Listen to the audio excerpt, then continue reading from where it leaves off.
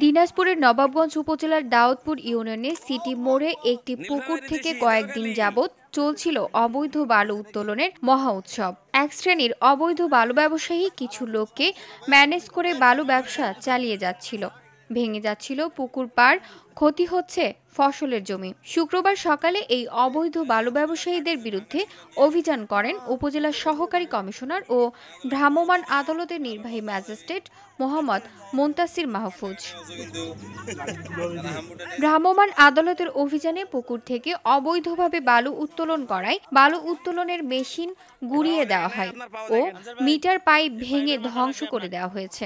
এ ঘটনায় বালু উত্তোলনকারী চক্রের সদস্যরা কৌশলে পালিয়ে যাওয়ায় তাদের আটক করা সম্ভব হয়নি। ভূমি কর্মকর্তা মোহাম্মদ মুনতাসির মাহফুজ বলেন, ওই ইউনিয়নের এক শ্রেণীর বালু খেকো অবৈধভাবে বালু উত্তোলন ও ক্রয় বিক্রয় করে আসছিল। এতে পরিবেশ ব্যাপক ক্ষতি হয়। বালু উত্তোলনকারীর বালু উত্তোলনের সরঞ্জামগুলি বিকল হয়ে দেওয়া হয়েছে। অভিযানের বিষয়টি জানতে পেরে অভিযুক্তরা পালিয়ে যাওয়ায় কাউকে আটক করা সম্ভব হয়নি। জনস্বার্থে এই অভিযান চলমান থাকবে বলে জানান তিনি।